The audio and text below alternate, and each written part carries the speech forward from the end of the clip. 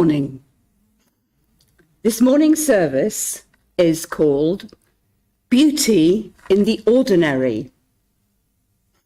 However, it is quite extraordinary to have such a beautiful furred creature to greet me and calm my nerves with her lovely welcome. So I'm going to just introduce the theme before we have the chalice lighting, because as always it is with great delight that I'm back with you. I'm in the city in which I was born and have always loved Plymouth, and I'm in the church which introduced Mike and I to the faith with which we fell in love, Unitarianism. And how lovely to see all of you, and you are all so very welcome.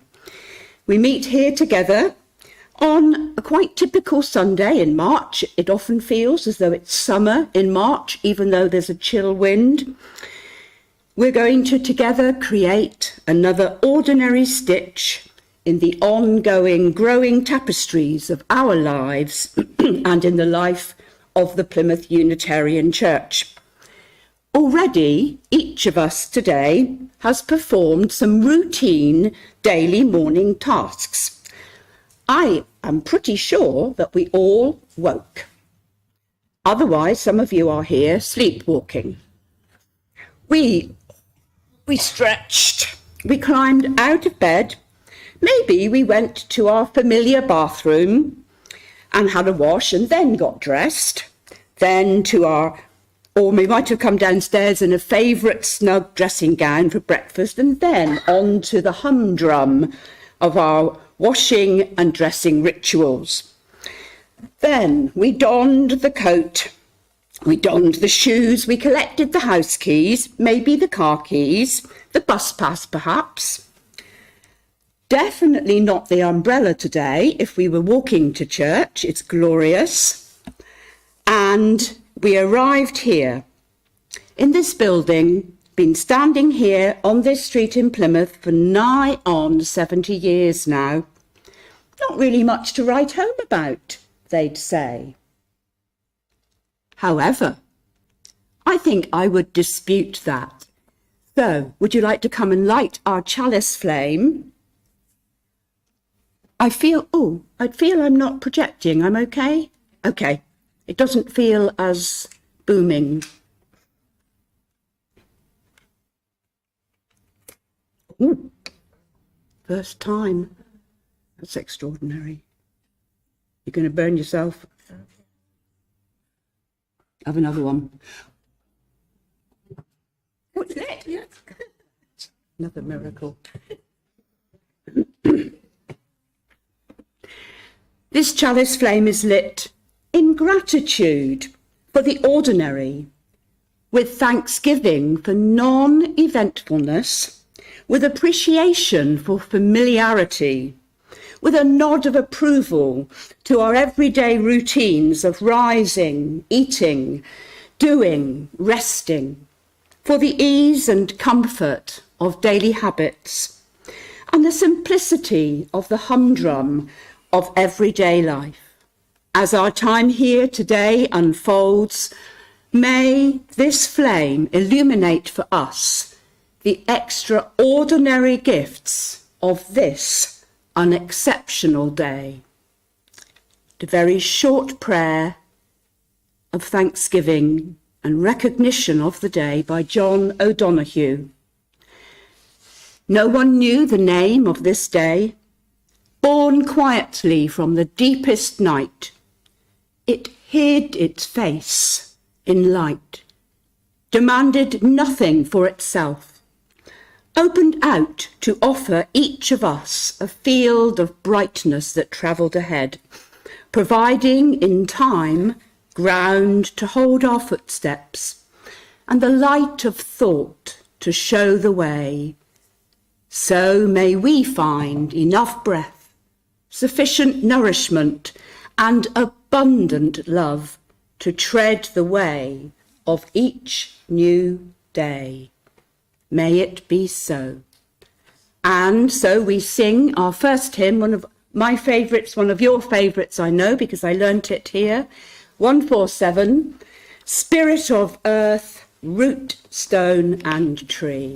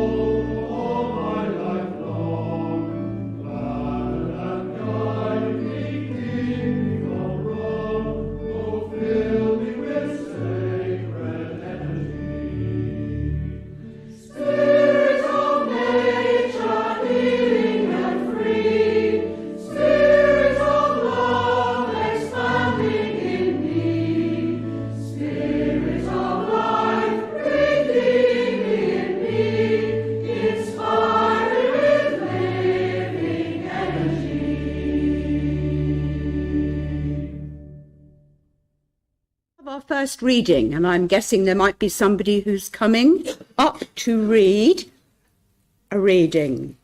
Lovely. Don't speak too soon.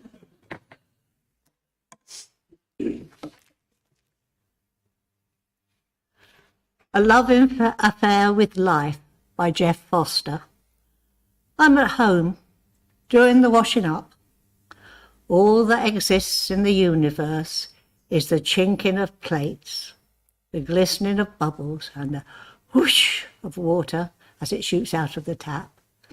This fills every space. The bowl is particularly dirty, covered in dried breakfast cereal. Will take ages to clean. But the phone rings. Sink, bowl, and dirty dishes are replaced by living room, sofa, table, and phone. Hello? A voice from nowhere. Hey, Jeff. It's my friend calling from London. But the sound of his voice happens here, in the room, not out there in the world. He is here with me in this ever-present intimacy. He has good news, a new job. And because in this moment his world is my world, the news is good for me too. Nobody here, nobody there, yet, wow, that is great news. We fix a time to meet for coffee, and I scribble down the details on a bit of paper. I return to the kitchen.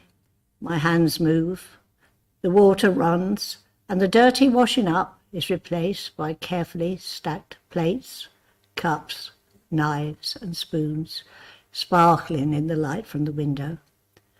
There is only gratitude for the washing up liquid, the rubber gloves, and my friend's news, the play of life. Ah, all that water.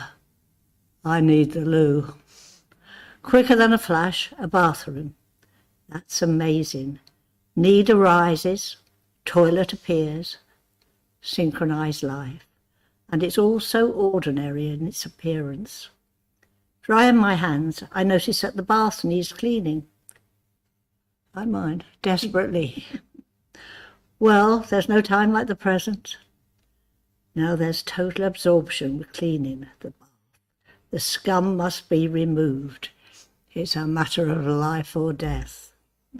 I finish with the bath, return to the kitchen, smile at the completed washing up, grab a drink of water, and in the living room spot my scribbled note. Meeting my friend next week. Life is flowering everywhere. It is simply bursting at the seams. In the kitchen, the bathroom, the living room, even in somewhere called London. What an adventure I've had in the past few hours. And all I did was move between my kitchen, bathroom and living room. There is so much to see and do here. How rich this life is. Yet to the world, probably, doing these chores means nothing. But what really happens was my intimacy with all things. A story didn't happen. Life happened.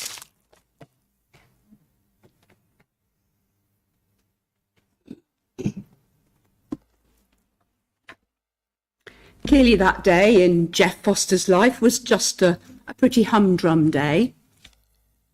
But even on days when we've had terrible news, we're grieving, dreadful things are usually happening in the world, there are still everyday chores to do.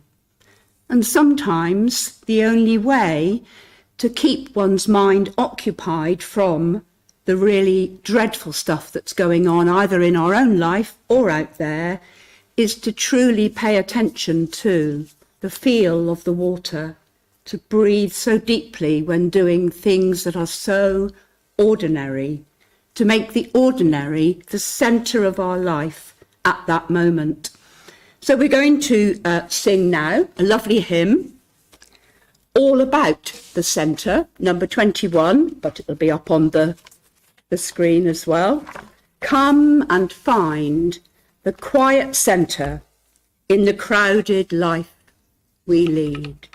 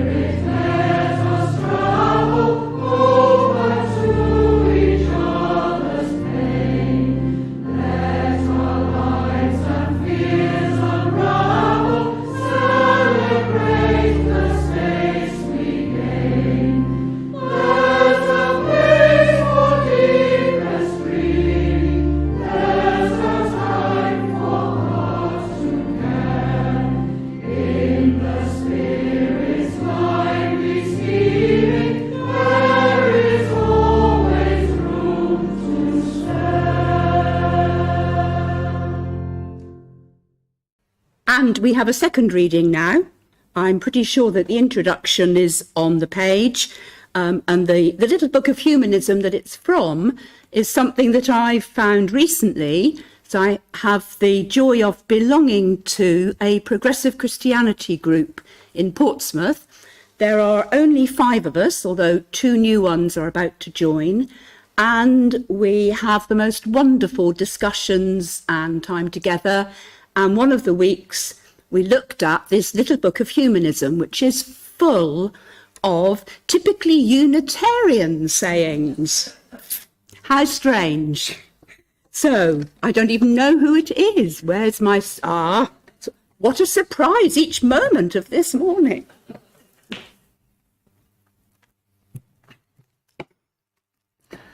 Extracts from The Little Book of Humanism by Andrew Copson and Alice Roberts. Each one of us is unique, a combination of genes that has never been seen before on planet Earth. A new experiment in being human.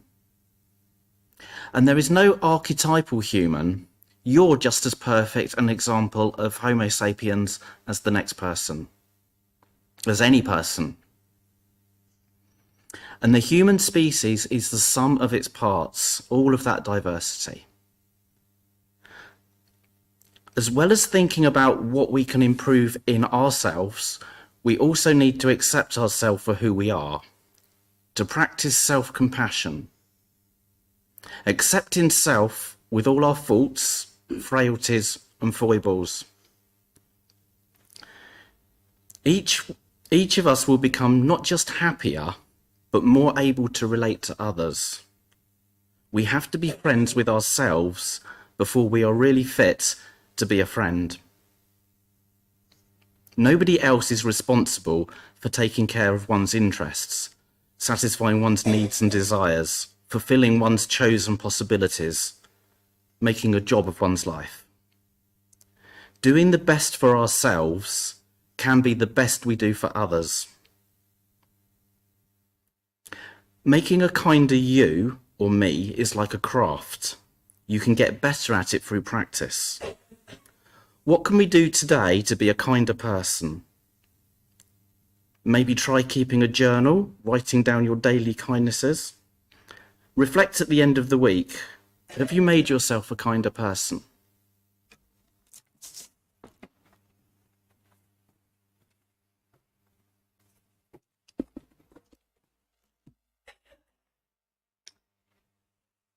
And our next hymn, I'm sorry, I'm a hymn lover, especially Unitarian hymns, 167, is a lovely hymn.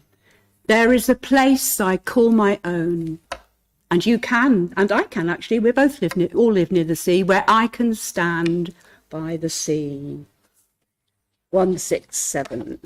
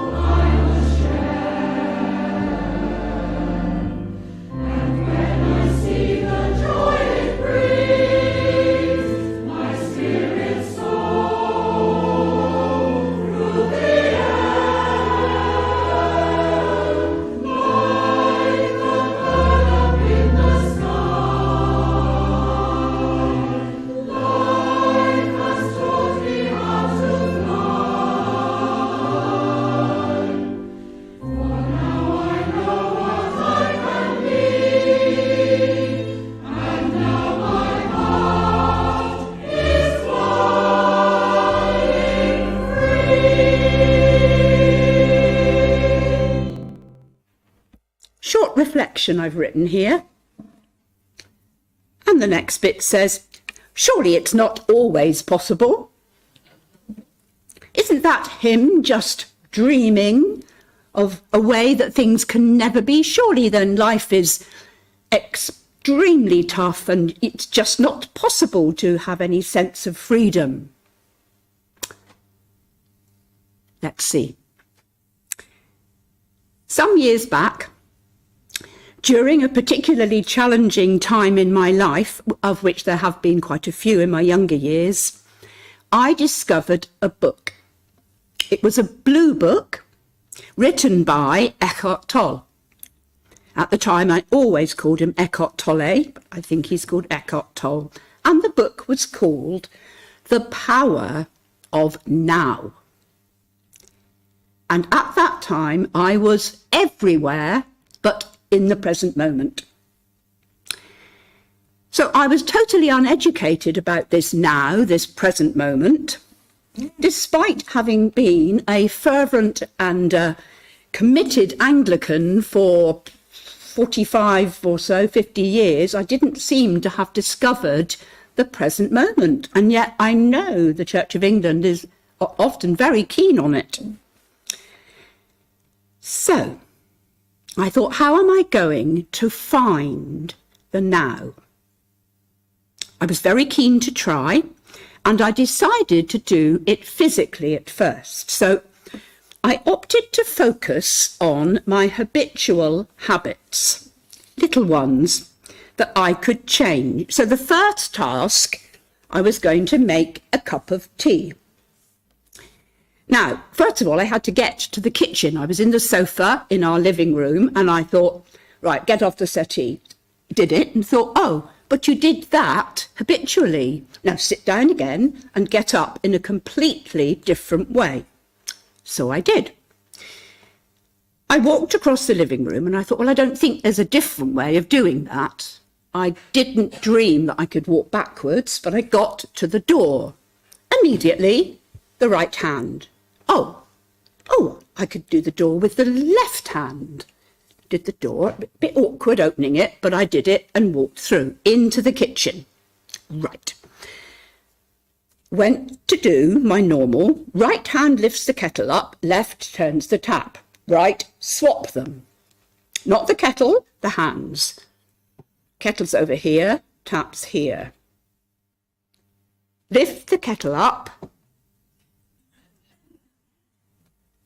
Difficult. Inspiration. Move the kettle. There's a plug on the other side. Move the kettle. So I did. Next. So I wasn't dressed. I was in my dressing gown. Go upstairs, get dressed now. Which foot do I usually put first on the bottom step? Right. Okay. Change it. Left one went first. So I thought, well, this could become habitual quite quickly going up 12 or 13 stairs. So what I'll do is I'll go up about 3 and then I'll swap the feet and put the right one first for 3. And then I'll stop and put the left one first for 3. You can imagine that this all took an incredible amount of time. Fortunately, I had it at that moment. So on it went. I then decided Mike and I would swap sides sitting on the sofa because we always sat on the same side. Move the kitchen appliances around and the contents of the drawers. Poor Mike. I continued this for many months, somewhat relentlessly, and life got much slower and sometimes very humorous. We went on a little trip to London with Dominic and Hannah, my daughter-in-law and our son. And I was very absorbed on the train. Another book, putting the present moment in a different way. Family got off because it was our stop. I wasn't in the present moment. I was in the book about the present moment. I missed the stop, on to the next station, realised, hoped they would wait, got on the next train back. I didn't live that one down. Even today, it's talked about. When Mum is really in the moment, she'll miss the stop on the tube. So now we're quite a number of years on from that, and I sometimes still do swap-arounds. In fact, we've just recently again swapped sides on the sofa and even swapped sides on the bed. Now, that was very challenging. The indentations are different on the mattress, and all the bedside cabinet drawers had to swap over. This changing things for myself, it remains my go-to resource in challenging times. And as I age, these challenging times seem to increase. And I don't think I was warned about that. However, my brain is no longer surprised if I suddenly hang the washing out going from right to left, because I always go from left to right. It goes uphill. Seems to make sense.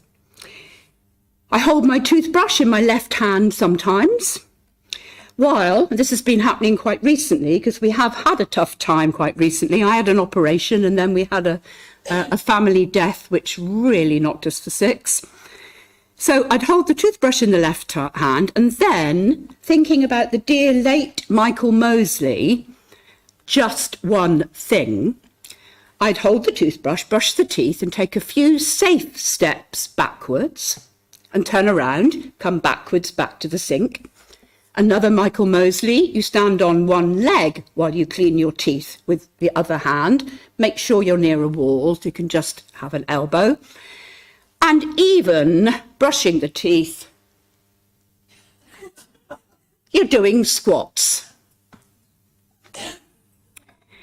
Currently, on our long calendar with just one line per day, I write 3 gratitudes on it, on the line every morning.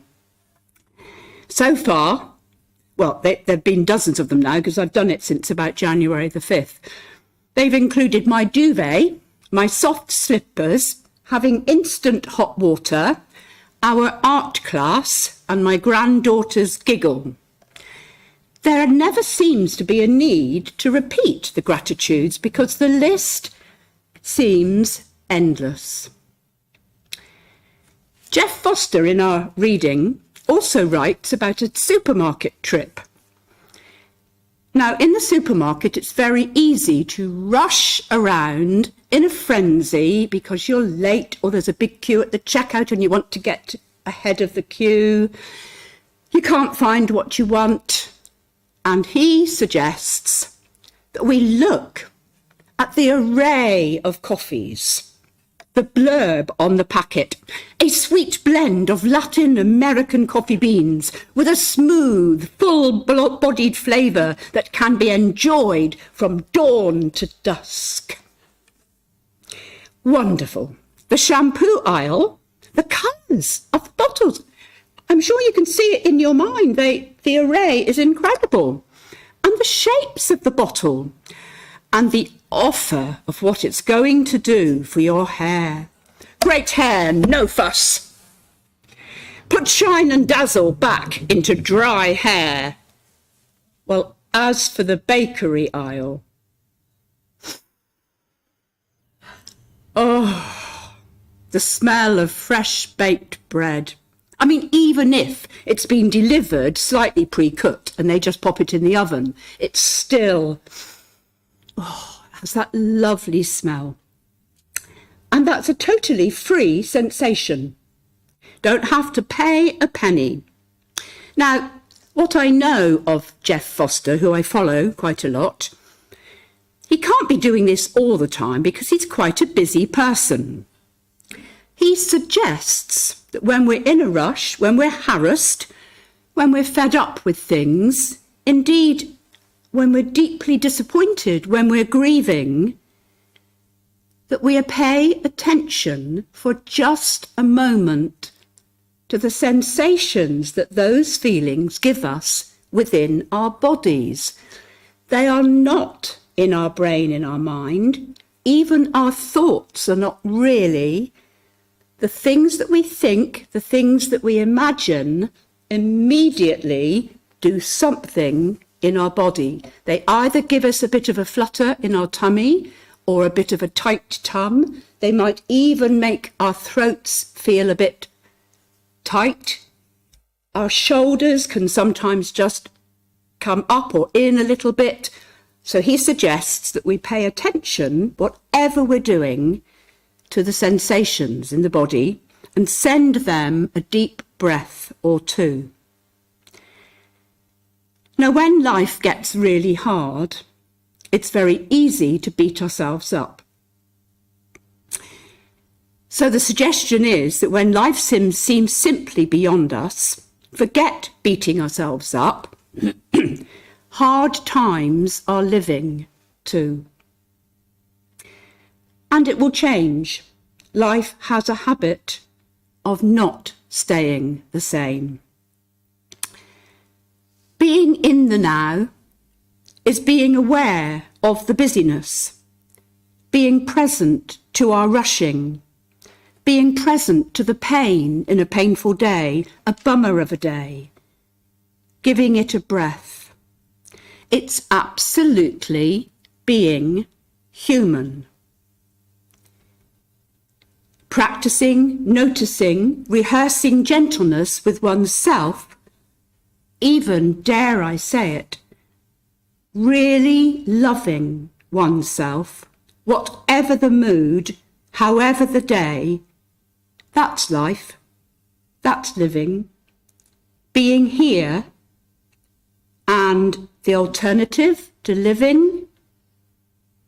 Well, I'm certainly not ready for that yet. This unique collection of me-ness, of you-ness, is never, ever to be repeated. All the mini moments of each day are eventually reduced to micro-memories, and they dissolve into limitless little deaths of everything that's gone before. In every fresh moment that we meet for the first time, we wave goodbye to the last one. That's the deal. Like having a secret love affair with life that nobody will ever know. No one can tell that we're doing this breathing, that we're doing this body awareness, that we're actually looking at the coffees. No one except us. No power in the world can threaten that. Wherever we are, whatever's happened all around us to our area in which we live, even in wartime, there are moments when we can just be in that moment, because it's always right here, now. So we're going to come to a time of prayer and then meditation. And consider all the things that we have, for which we are so grateful.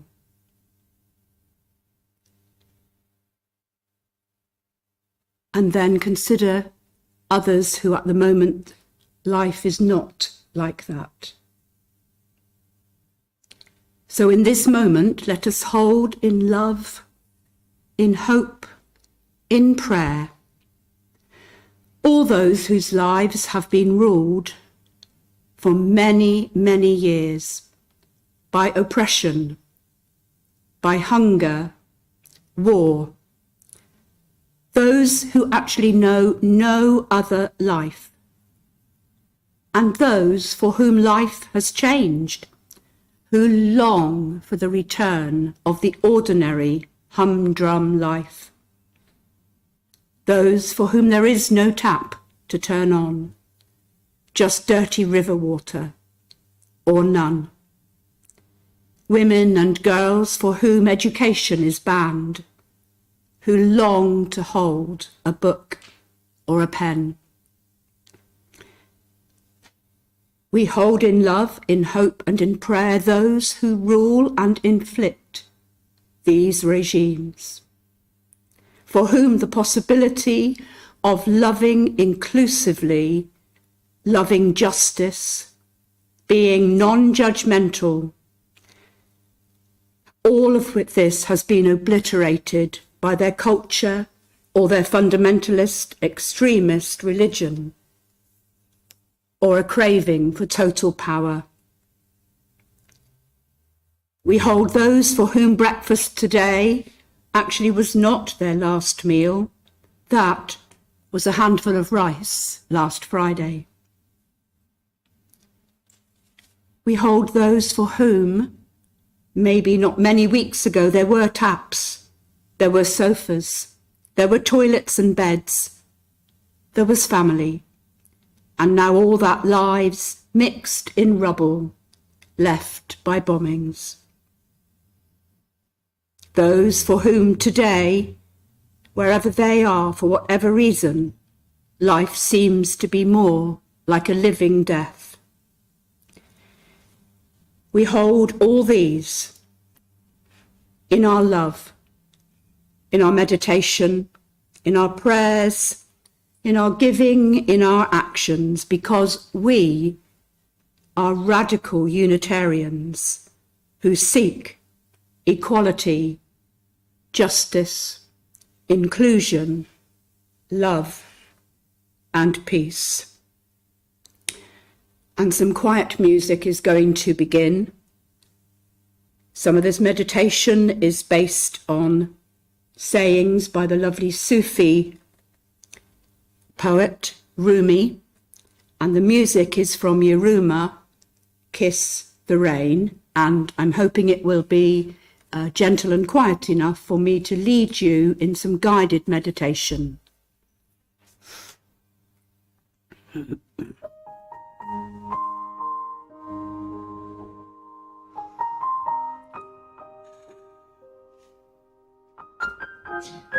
Let us still ourselves.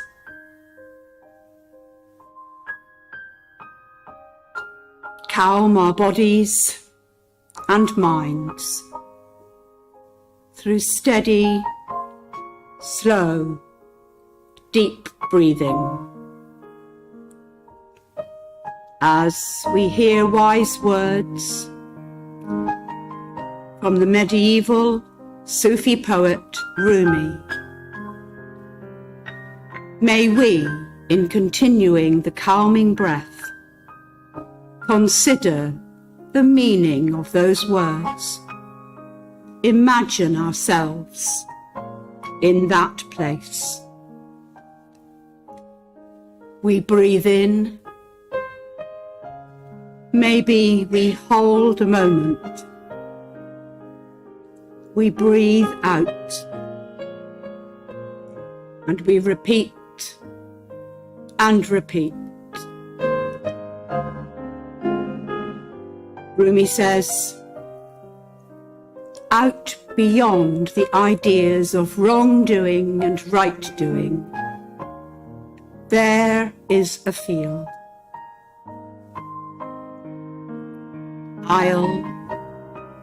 Maybe he means love. I'll meet you there.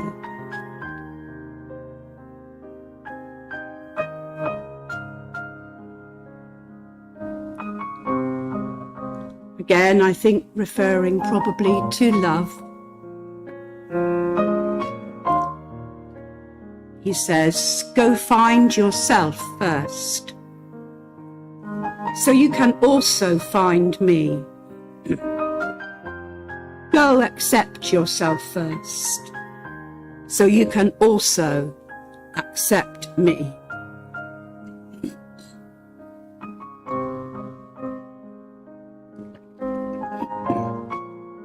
It's your road, yours alone.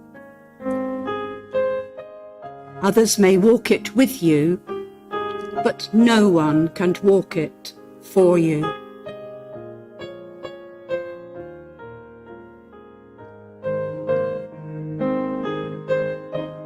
They say love opens a door from one heart to another. But if we build no walls, then there is no need for the door.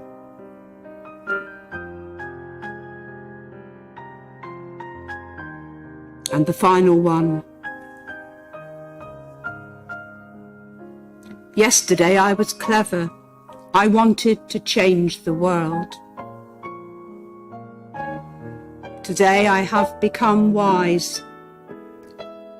I know I must be changing myself.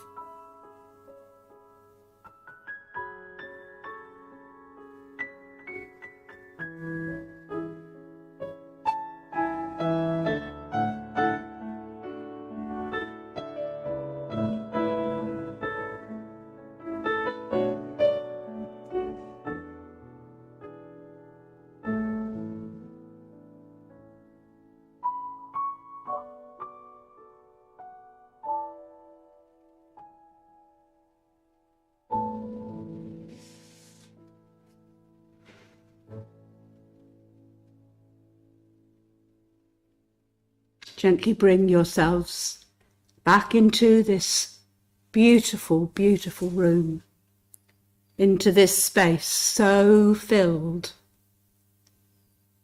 with the love, with the prayer, with the intentions of the people who've been coming here for so many years.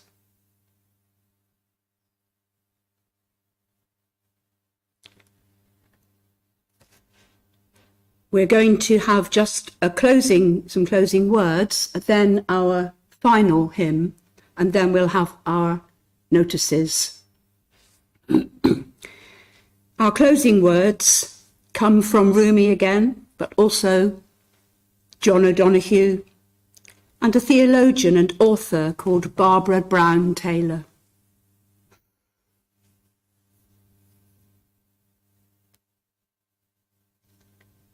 We pray that the potential of a new world, a fresh start, be born with each breath. We ask that we do not miss the newness, caught up in life's ongoingness. That we realise that new moments of life arise continually, ever flowing like a river. Sometimes mistakenly we see the same forever. May we give thanks for arriving safely in a new day, to feel at home in life, where the waves of possibility break on the shore of the dawn. May each new morning never be merely a cosmic shrug, but another opportunity to see the extraordinary in the routine, to witness divine gifts in the bread, in water, in the laundry, and in the moment. And when we glimpse our reflection, we sense love as if we've seen an old friend. This last late winter, early spring, when we looked up into the clear, dark nights, I think we were able to feel a huge cosmic hug as we stood on our blue planet Earth, and with just our human eyes, we observed the planets parading across our sky: Venus, Mars, Jupiter, Saturn, our moon. That night, as they've been for over 4 billion years, it is a cosmic miracle, a cosmic hug. Amen. And we close with beautiful hymn. They must be all beautiful. I love them all. 183. We are daughters of the stars. We are sons of the earth. and it's deep within the centre of our being.